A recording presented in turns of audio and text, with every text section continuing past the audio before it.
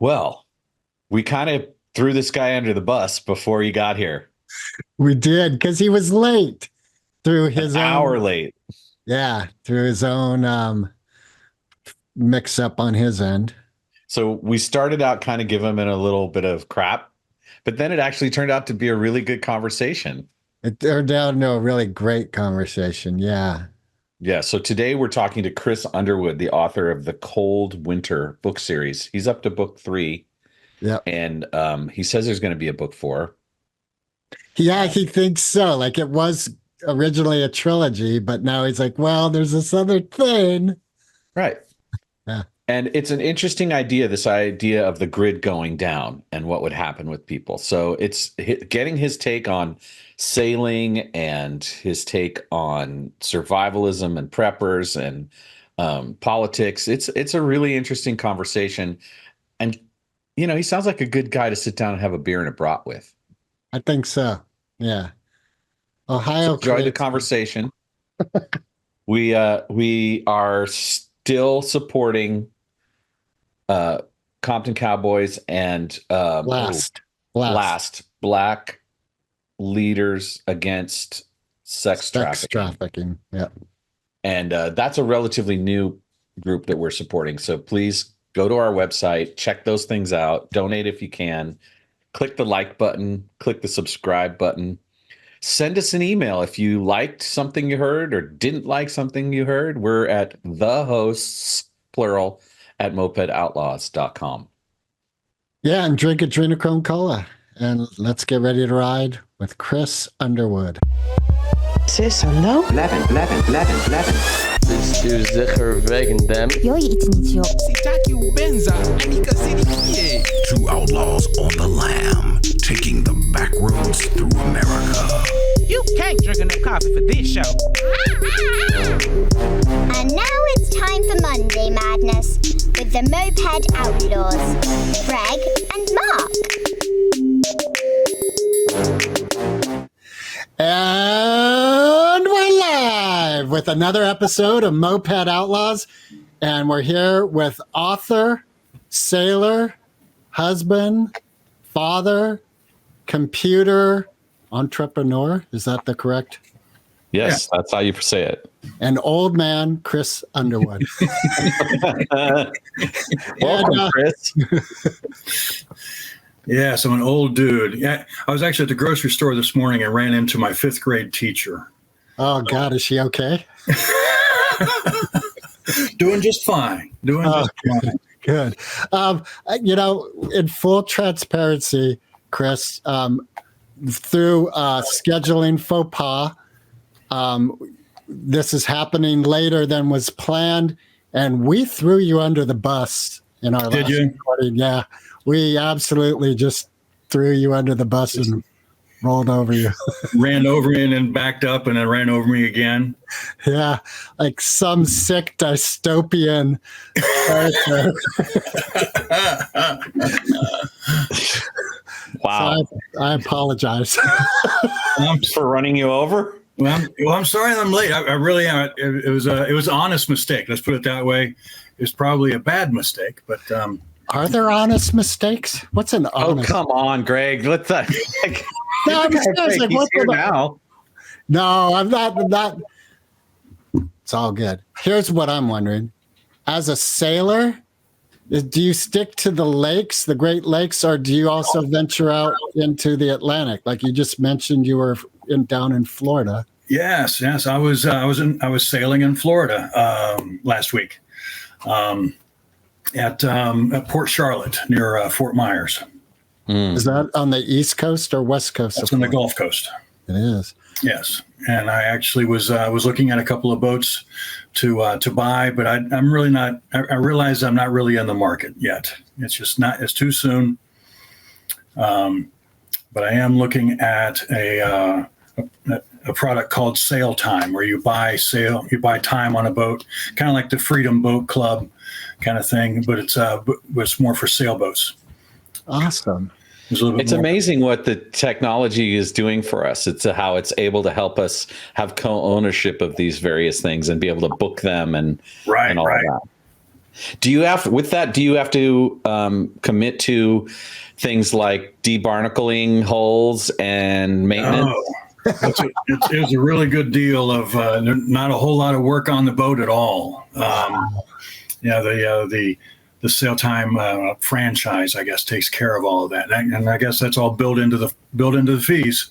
Okay. Fees are not cheap, but Now, with that, wouldn't you still have to do a really sophisticated line check and equipment check, and really look at all of the different things that are part of the sailboat before you felt safe taking yourself and your loved ones out onto the Gulf? Well, it's a newer boat, but now they do expect a person to go through a training session that is it's a 2-day training session of going over everything about the boat and understanding each thing about it. And when you're buying time on a specific boat, so you're learning about that boat. So yeah, they expect a lot from you as far as whether they'll trust you to take the boat out and all that sort of thing. Yeah, that's all part of it with a sailboat. That's different than your Freedom Boat Club, where you're just taking out a little fishing boat and playing with it for the day. Did you get to go out sailing with your family or your father when you were young? How did you come to sailing? Well, I got into that more after I was married and went down to Florida. I visited Key West quite a bit. I was a Key West vacationer with my wife, and we went out with this sailboat down there, and it just seemed like a really great time. And then I got in with the one sailboat captain. We were going out, and his first mate was her first time on the boat, and she got seasick, and she didn't know what she was doing. And so I just kind of took over, and I became his first mate. And then it seemed like anytime I went down there on vacation, he would ask me to be the first mate, come out there and go sailing with him for free. So I really kind of took it on that way and just kind of kept on going with it. Have you had any interest in doing some of the sailing races that exist? Some, but I don't know. It's not really racing is not really my thing. Even I have a sailboat here in Ohio at a reservoir, and they do sailboat races every Wednesday night. And it's not really my gig. I'm just more about just sailing, trying to get a destination and understanding the boat and the whole thing of anchoring and all of that. Yeah, well, Key West was famous for having Hemingway as a resident, and you're a writer. So does that play into your desire to be near Key West at all?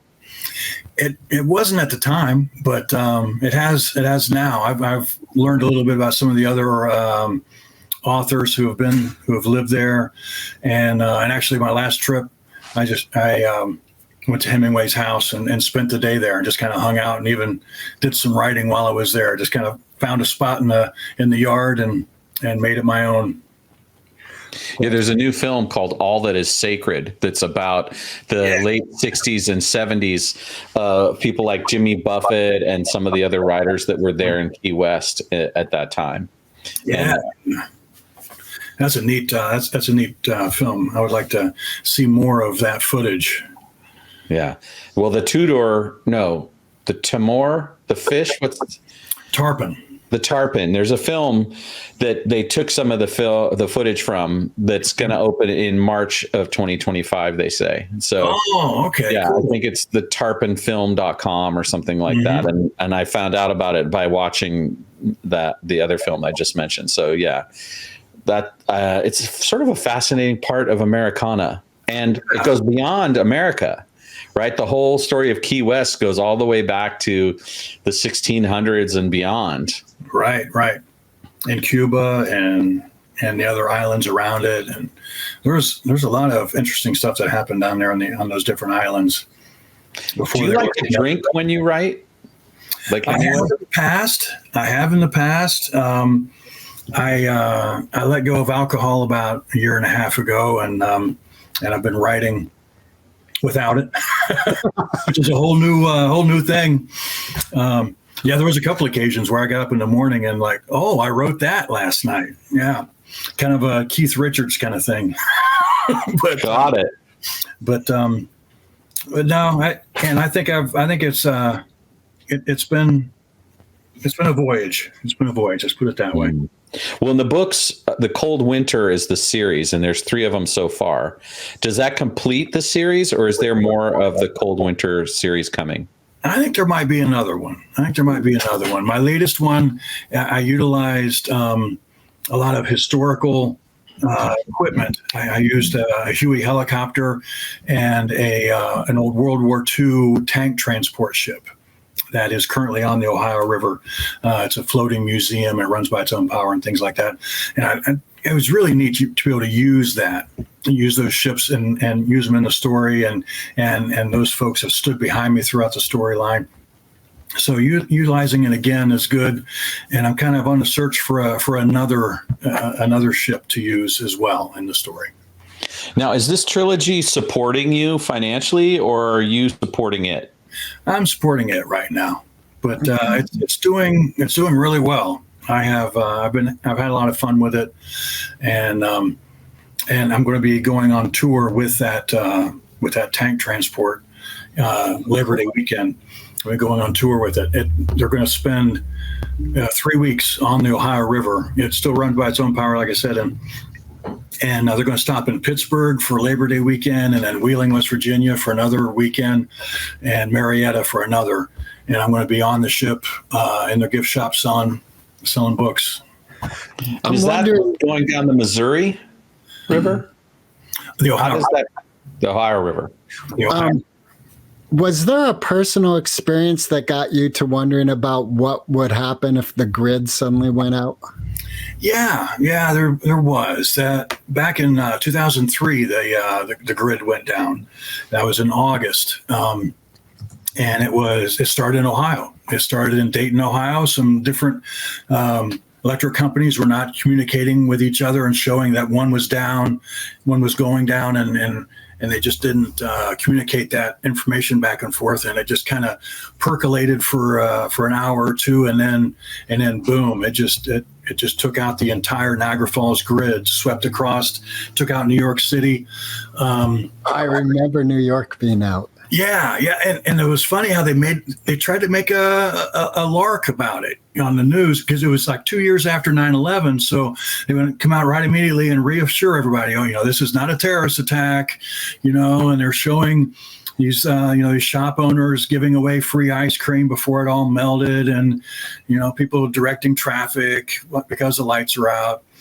But that kind of hit me. I was actually in New York City that day, and I flew out that morning and just missed it. I just got home just in time before it went out, and I kept on saying, that I'm the one that caused it. I left my iron on in the hotel room, but but it really kind of hit. That kind of hit me that that kind of thing could happen. It was just a miscommunication between a couple of power companies. And, if someone were to get in there and, try to recreate that bug, and, being a computer guy, it's all connected by the internet. And so, yeah, it kind of hit me there. And then later on, as times went forward, it seemed that the grid was in the news a lot.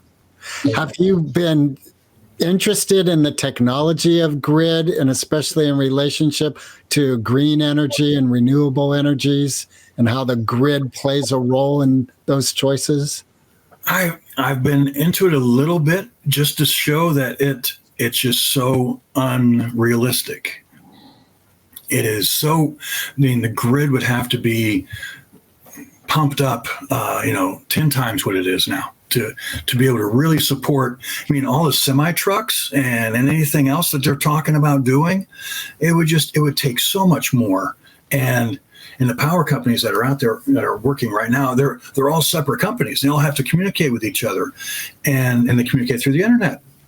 And the thing is that they're always looking for something that will reduce their cost, but they're not looking for anything to increase security or things like that. Wait. How do you say that? What's the evidence you have that they aren't increasing security? Well, just the reports that I have read. I don't have things that but it is, and also there's other, I've seen some YouTube videos of people talking about it. But yeah, it seems part of it is the switching systems and the technology that they've used to build those things are archaic in their origins. They're old. And there's not a lot of upgrading that can happen in terms of the way that the control mechanisms work. You're literally dealing with physical switches and switching relays that have to be guarded by human beings at a time where companies are looking for more and more automation and less payroll. Yes. So what's the premise? The idea is that the grid goes down and it stays down longer than anticipated, and this causes a kind of social challenge for the main protagonists and characters in the film. What did that come from? Why did you go that direction with it? Well, I guess I kind of became a prepper back in, I don't know, like 2010, 12, something like that. And when you start to prepare for things, you start preparing for one, whatever scenario it is, whether it be an EMP or a nuclear attack or whatever else. And so the grid was really my focus.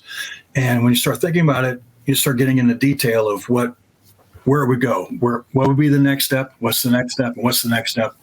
And also I started looking at just one part of the power grid going down, just the Niagara Falls grid. The other grids are still up. And so I think, some of the country would just kind of continue on just like normal. And the rest would try, some would try to help, but then again, they got their own problems to worry about. There would still be other issues going on.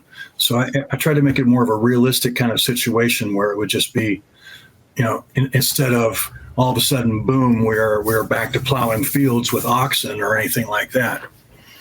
So Niagara is a hydro power plant, right? Right.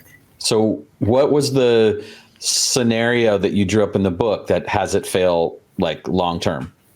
No, just the same as what we had. It starts in Ohio. With some power plants. And I actually had started with a nuclear power plant, which I have some knowledge of the Perrysville nuclear power plant, because it isn't just the hydro plant of Niagara Falls. That's just where everything comes in together. We have all these other power plants around that are feeding into that grid. And so if you're what it is, it will cause the tripping of the breakers. But if it trips the breakers in a soft way, they can be tripped back on. But if it trip them hard and burn them out, then you've got to replace things. You got to replace all kinds of transformers. And so that's what mine was more about. Was it would have a hard tripping, and we would need to replace some equipment. And so it's not just that Niagara Falls is, the grid there is smoking and all kinds of problems there. It's more of a thing. We got things that need to be replaced. Do you worry that your book might become a template for a terrorist? That was something that really scared me a lot. It really did. I'm like, do I really want to put this out there? That concerned me.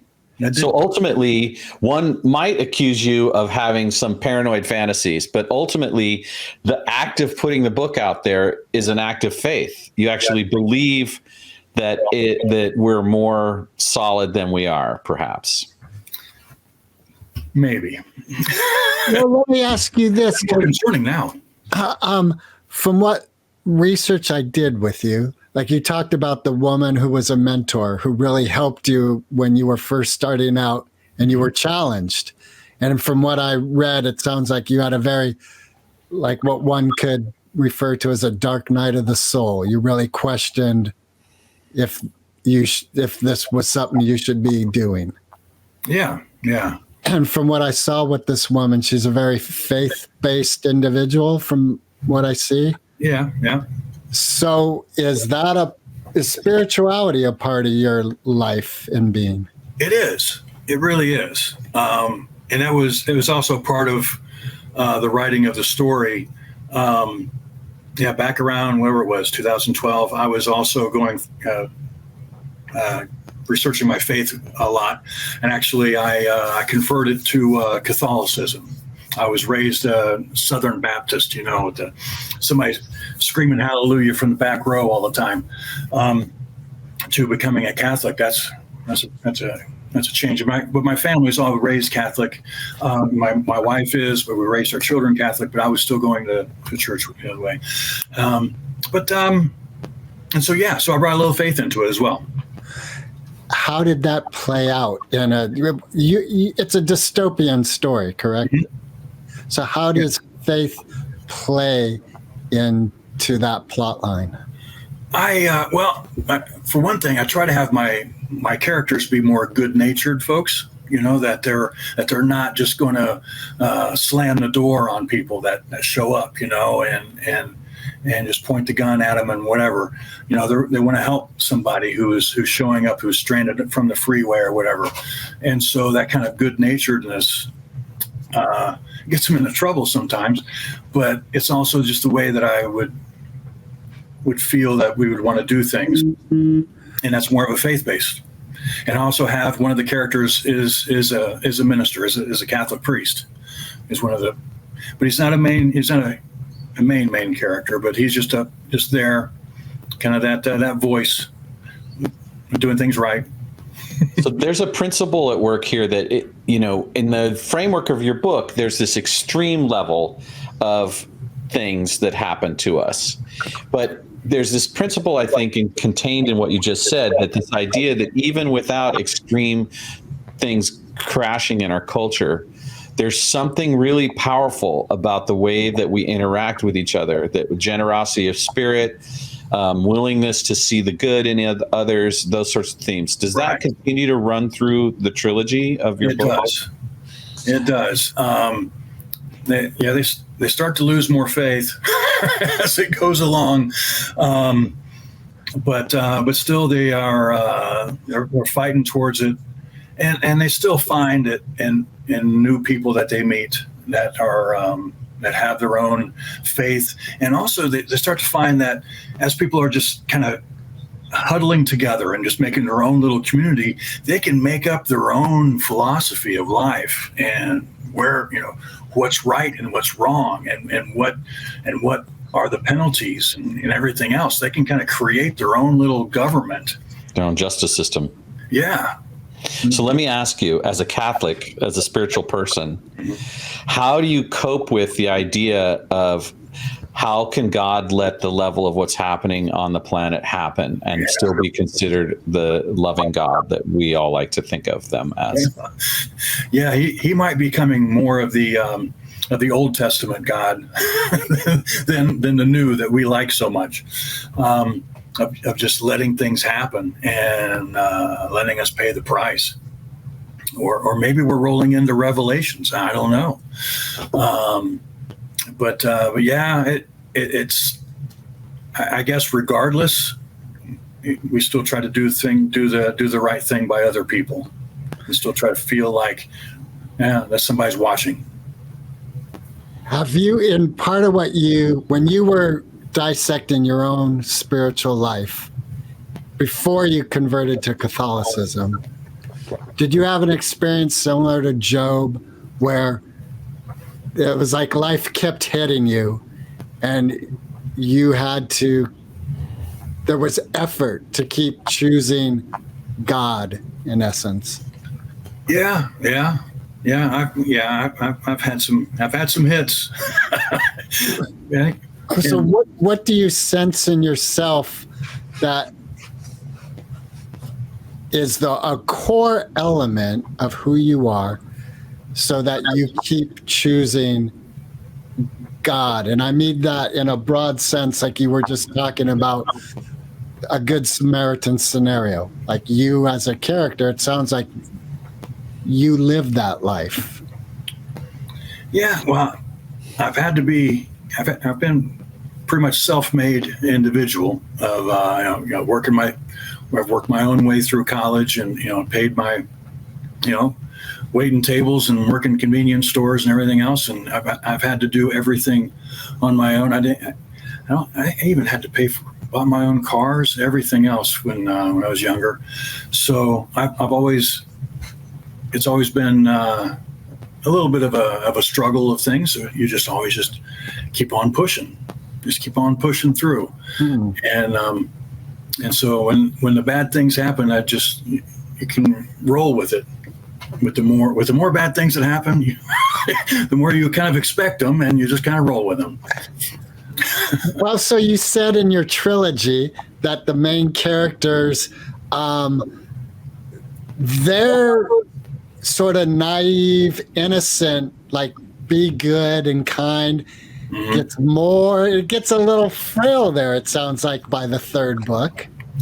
Yeah, they have a hard time, but well, I guess what the thing is in the second book, they've been knocked down a little bit. I mean, my main character is injured. He had to have a leg amputated, and so we're going through all kinds of and he gets, spoiler alert.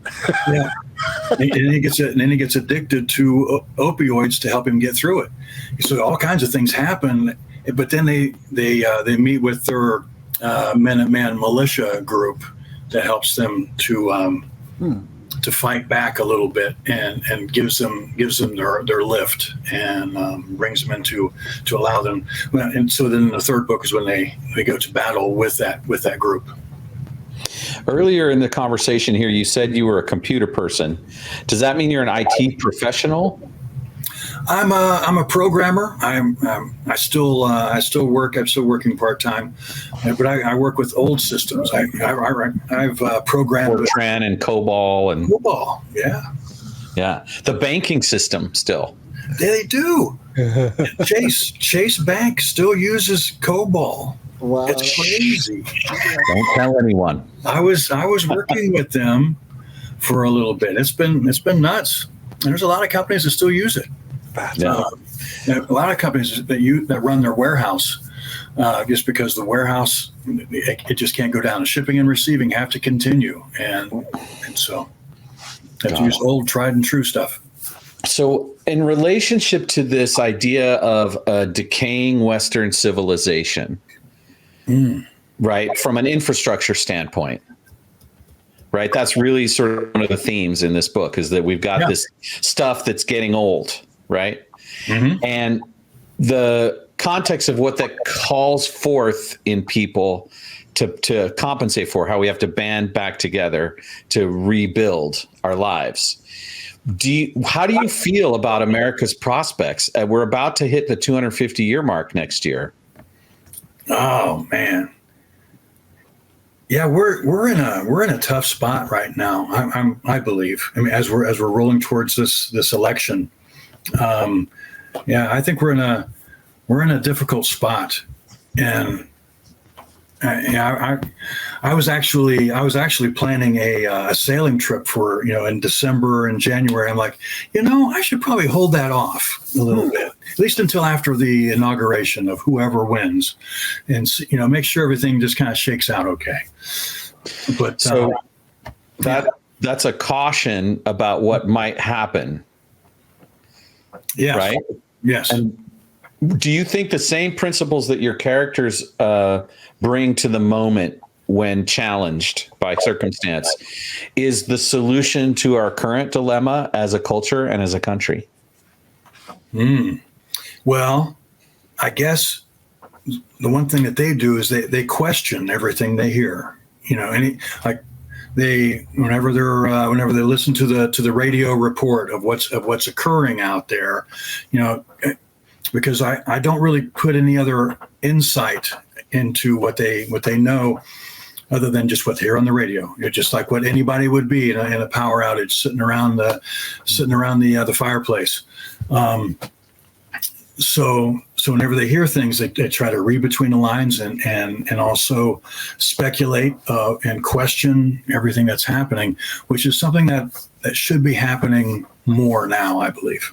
I think people should. What I mean is this element of being willing to see our neighbors through the lens of their humanity as opposed to their affiliations. Yes. Do you think that's an important element of what's needed for our real culture and for what's really going on in America? Yes. For really, and really what you need to be doing is what they should have. They were friends beforehand, before the emergency. But it's hard to really determine what a person's personality is in an emergency. If you don't know them beforehand, it's a hard thing. It's better to get to know somebody and know where they stand before the emergency than after. How can one do that? I know it's tough. It's a tough thing. People get thrown into situations and not able to. So it really does help to be able to try to judge. One thing that real quickly, a footnote, like Mark and I want all our guests to know if we enter a place in our questioning, our conversation that is inappropriate, you can shut it. All right. Everything. So what I'm wondering is, with your relationship with your wife, how has that relationship brought out the best of you? And I guess what I'm most interested in is, what were the challenges that were met? And in meeting that challenge, the best of you came out.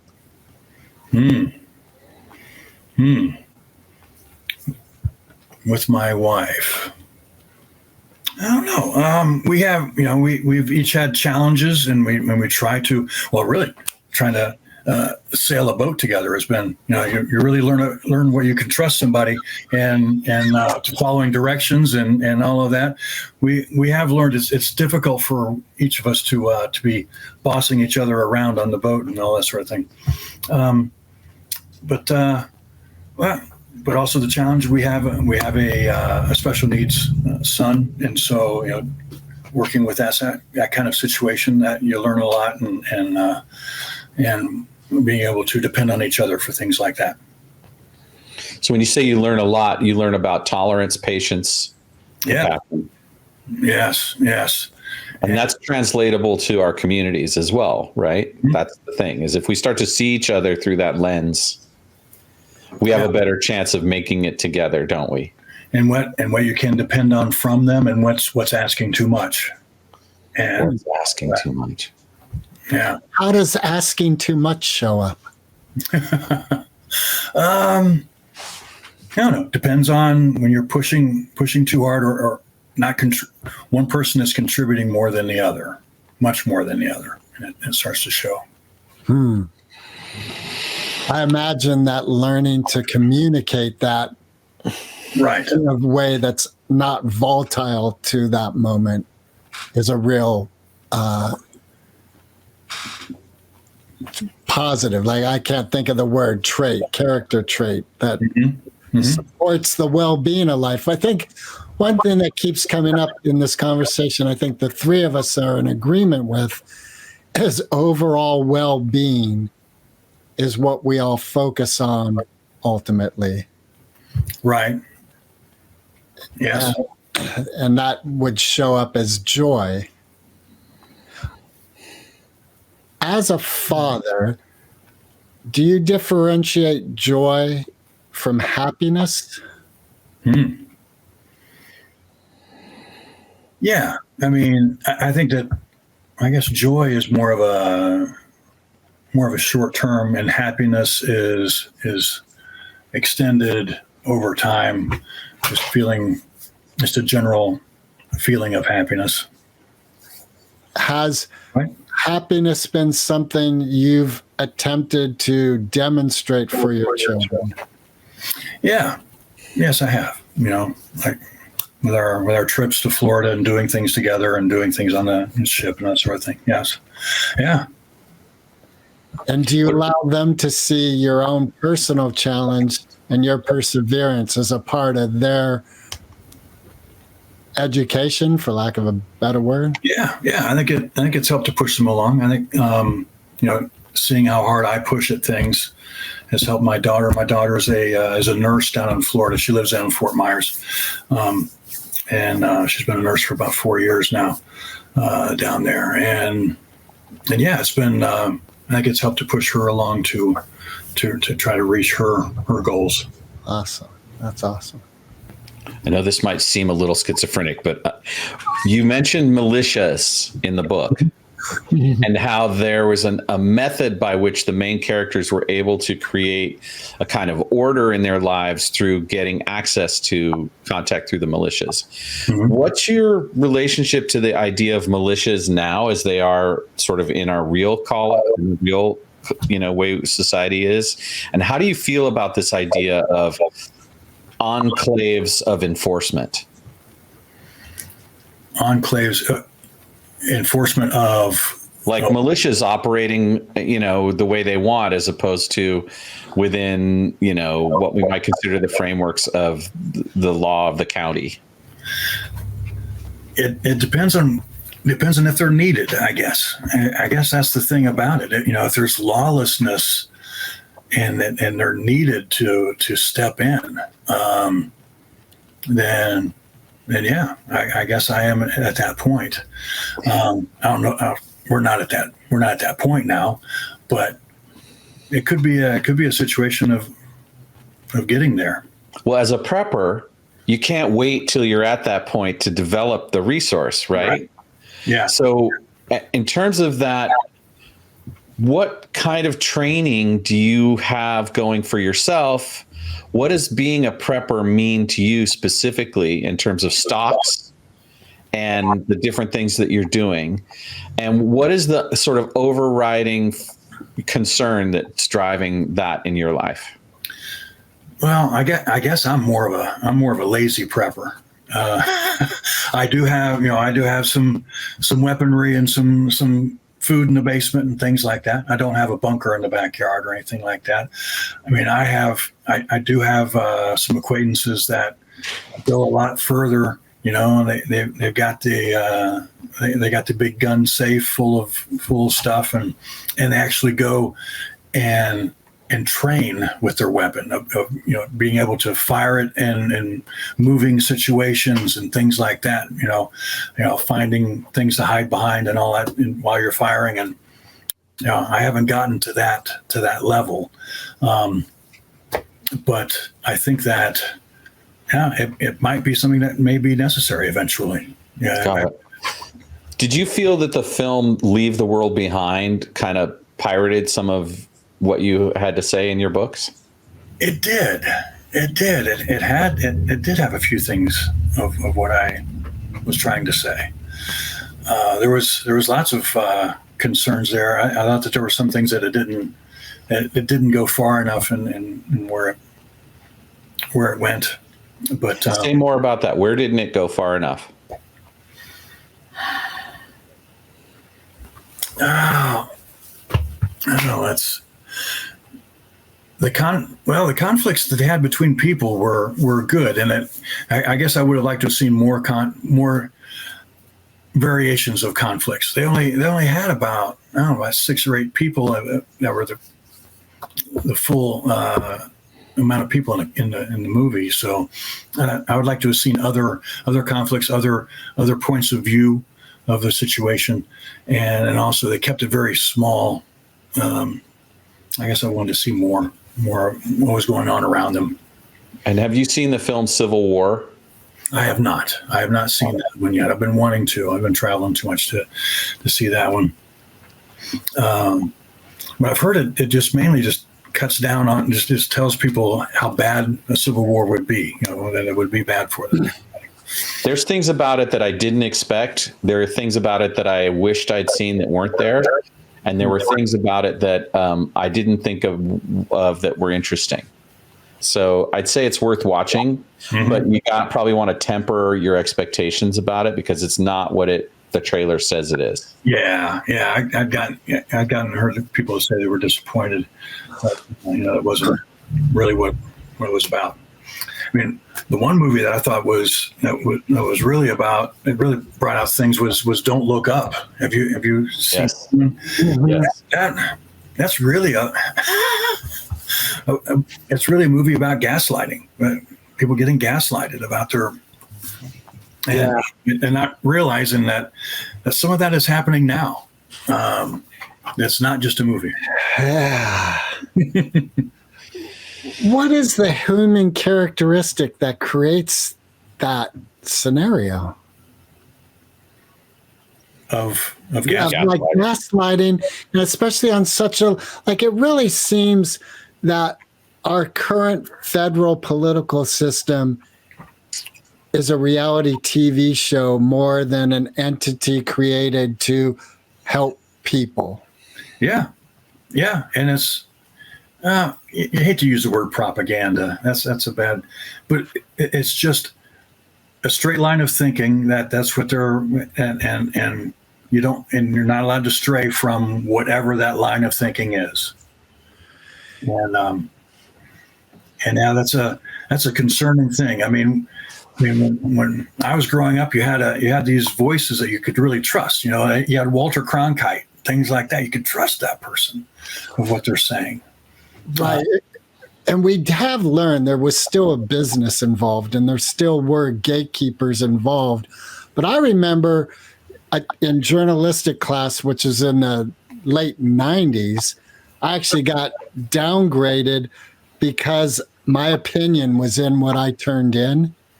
So having that unopinionated reporting was still very important back in my experience.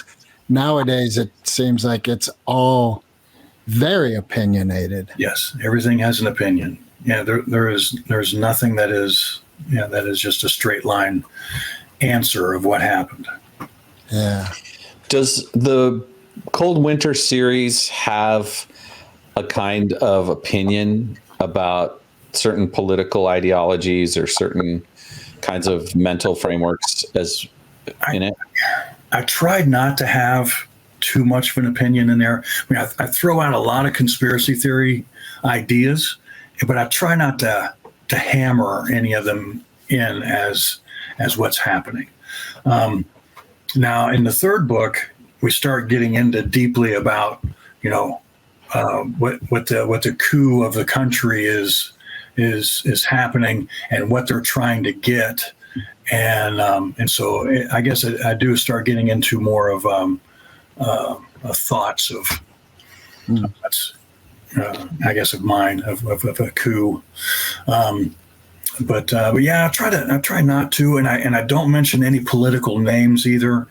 I mean, the weird thing about it is that so I wrote the first book, released it in 2017, and so the storyline is that this power outage happens right after a presidential election, when a first female president is elected. I'm like, oh man. And you know what I saw it was when I was writing it, I was 8 years of writing it. I was seeing Hillary Clinton winning the election, and then something like this happening, and then she says, "Oh no, this is too much for me. This is for Obama. This is, I'm going to let Obama take care of this country. He's done a good job for the last 8 years, without saying his name or anything in the story." And so that was kind of the way of it. But I don't know. Maybe I'm even seeing this happening now. So when you say a coup, there's an allegory in that to what's happening in the book and what you think might be happening in our actual culture. How would you define that? What does it look like from your point of view? The coup of the country. Yeah, I feel that there's an elite group that is pulling strings, and we don't know who they are. That they have learned from previous centuries, learned from the kings and the queens of the past. They were always right there, and when the people finally revolted, and they knew whose heads needed to come from their shoulders. Now we don't. If we really knew who was the king and queen that was controlling everything, we would be storming that castle. But we don't know now. And what if it's us? That we are controlling our destiny, or through inaction. Well, it's our passivity and our apathy that is the reason the vacuum exists. Or maybe that we feel that we need to have somebody telling us what to do. Ooh, I like that angle. Yeah. It's actually the if you follow the Avengers movies, that's the way, that's what Loki is telling everybody. You need to be ruled. You need to have me up here. You need to be ruled. You beg for it. That also reminds me of Scarface, way back with Al Pacino. Did you see that movie? Yeah. In this restaurant scene, I'm the bad guy. You need the bad guy so that you sit there and feel good about yourself. Yeah. I do wonder, because one thing that keeps coming up is the insurrection of January 6th. And there's a lot of what we're talking about that I could see would resonate for an individual to make that choice.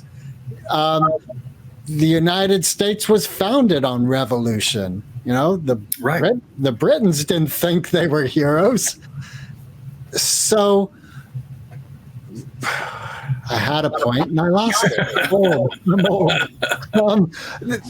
Well, when you talk about the revolution, I mean, people who signed that Declaration of Independence, just about all of them were ended up killed and their homes burnt to the ground and things like that.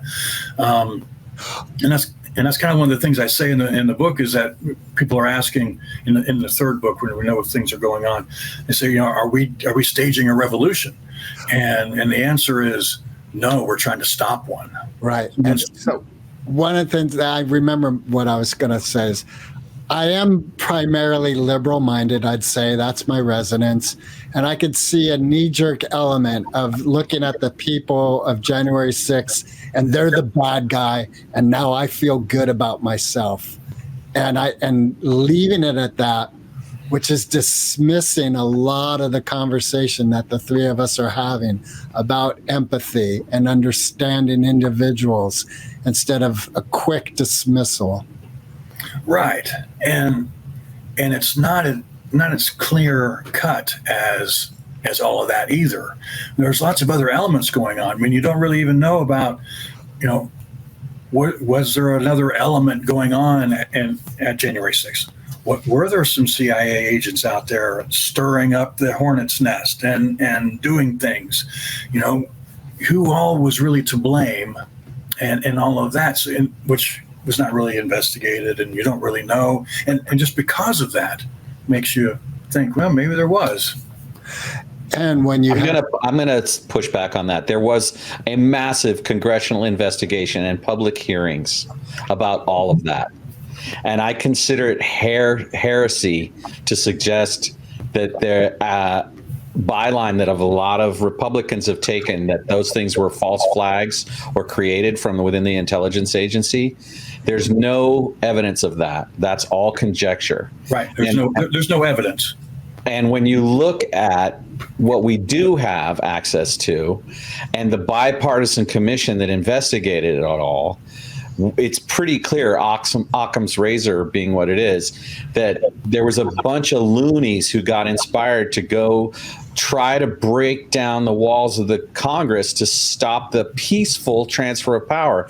And the whole purpose of the United States Constitution is to abate the need for violent transfers of power through the voting operations that we've built. 250 years of it. And so I have to say that I am going to challenge anything that wants to undermine that basic idea.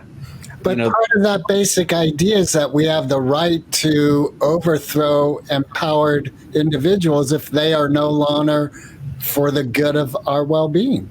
Well, you're talking about the Declaration, which does say that, right? Mm-hmm. But then we have a Constitution now. We didn't have a Constitution when the Declaration was written. And the Constitution is fallible, as we all know. Well, it's like us. We're fallible. We're human beings, right? So the question is, does the moment when you think violence is the answer, is that enumerated as a right? I don't think so. I don't know.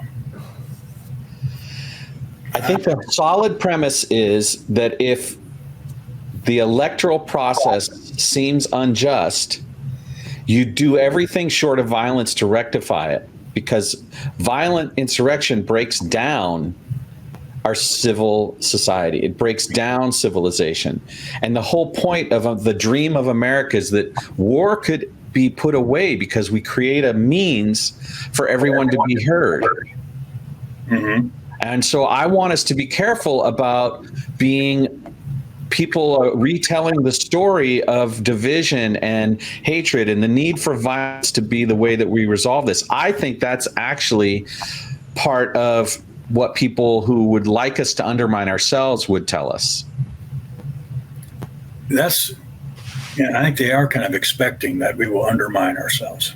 And the key to that is us staying united and willing to see each other's divisions, right? Yes. Without resorting to violence and condemnation, but to actually gather in the commons, the square, and define, hey, is this the way we want to go? Who says I? Yeah, everyone, eyes have it, right?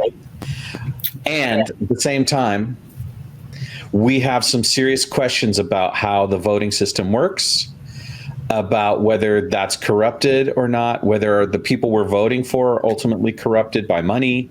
Those things all need to get worked out. But I don't think the answer is storming the Capitol with pitchforks and knives and burning the place down. That's not the answer. We don't kill Nancy Pelosi.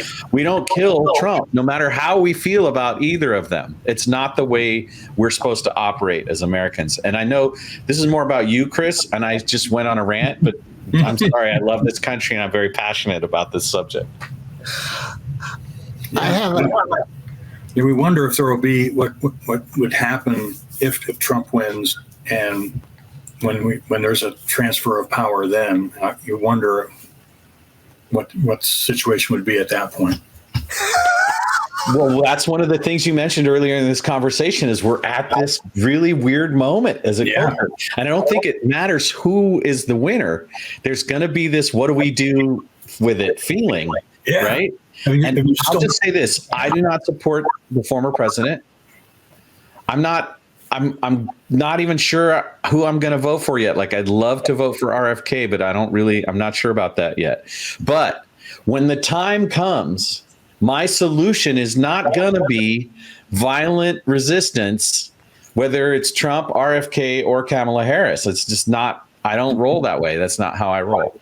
I have a question that is in alignment, I think, with what is currently being discussed. So, Chris, as a Catholic, have you done any contemplation on Jesus's words about turning the other cheek? Not necessarily, no. That hasn't really been a focus. But it's also not a thing of I don't want to be a person who is an aggressor either in any of the situations. I guess it's more of a search, more of a soul search about that sort of thing. Whenever a situation like that were to occur. You know, what's interesting is I know from interacting with Mark a lot, like he's a brother to me.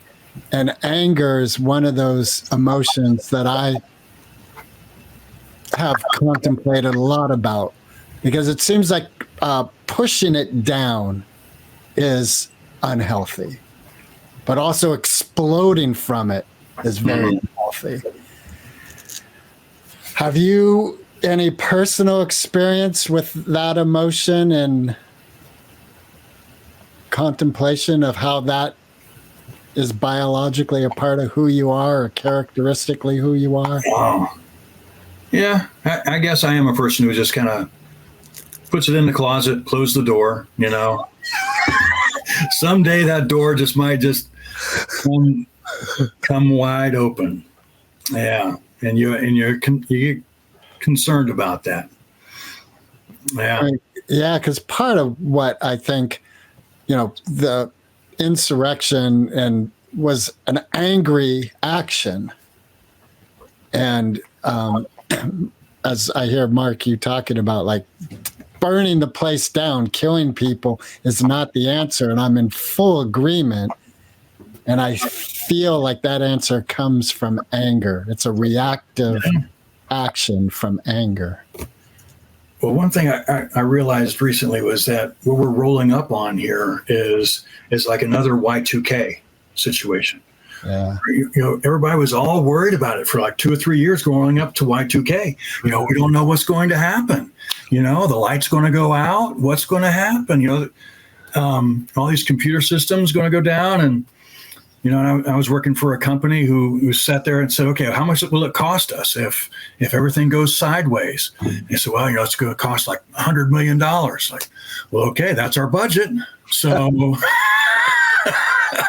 let's go after it. And Y2K was a unique situation. You knew when it was going to, you knew when something was going to happen. You didn't know what was going to happen, but you had a time frame. And that's kind of what we have here. We have a time frame, and we don't know what's going to happen. Yeah. This is a great conversation, and I just want to be mindful that Greg has a hard stop. And so I want to make sure that we, acknowledge you, Chris. How can people find out more about your books? Well, my books are on Amazon. I'm Chris A. Underwood. There's another Chris Underwood out there who has a past. He was in. He was a contestant on Survivor, so he has a bit of a following. He does more of a fantasy. So Chris A. Underwood on Chris Amazon, and the title of the book, The Cold Winter, and then that whole series, which is a grid down series. Right. And then your website is authorchrisunderwood.com. Chris A. Underwood. Chris A. Underwood. Yeah, you're right. Chris A. Underwood, as I'm reading it. Thank you. It's time for our most important question, Greg, if you would do the honors. Wait. I do have time for one more question. I'm wondering if your experience as a father of a special needs child informed your plot lines and story at all. I include him in the story. Awesome. He's actually a part of the story, and I'm actually kind of choking up a little bit. He has some important parts in I think in each one of the books, and in the third book he ends up being the hero that saves the day. So yeah. I feel a whole lot. Come from anywhere. Yeah, that's amazing. All right. So here's our all-important question. This is a tradition that Moped Outlaws has. We end all our episodes with this all-important universal question: Eminem or Foo Fighters? I'm an Eminem guy, man. Yeah. Yeah. And how come? You want to elaborate? Shady, man. Slim Shady. Well, I was more Beastie Boys, and I liked some Cool Mo D and some Run DMC, a little bit of So yeah. All right. So hip hop wins in your book. So there's a few songs of Foo Fighters. They get into some improv and some jazz kind of influences a little bit too. So I do like them a little bit. Are you saying so jazz and improv is a part of your musical library? It is. I listen to when I'm writing. I listen to a brand called Trip Hop. It's so hip hop for when you're tripping, but trip hop, and it's more of a down tempo. Down tempo, yes, and no lyrics usually. Lo-fi. Yep, and that's usually what I listen to. Are you familiar with the artist Lonely Boy? I don't recognize the name. He's pretty cool. He's done some lo-fi albums of like Tupac songs, and yeah, it's wild. Well, Chris, this has been wonderful. I'm super stoked that this worked out. Like, really. Yeah, I am too. And now I just feel awful that I threw you under the bus so hardly. I'm the bad guy. The view is really bad from under the bus. I tell you. Oh my gosh.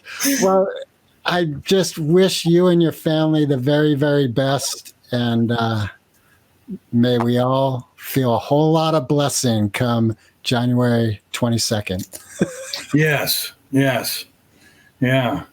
And I hope that get a chance to take a look at the book, at least for that portion of it, because I get into the whole thing of the inauguration and everything in my story, and have some fun with it. And that's in book 3. No, the first book gets into those things. Got it. Yeah, towards the beginning of it. All right. Thanks again. Yes, thank you. Thank you for giving me the chance to redeem myself here. You've done above and beyond. Yes. Put it to rest. Good deal. Yeah. Thank you for coming. Yes. Thank you for having me. Recording stopped.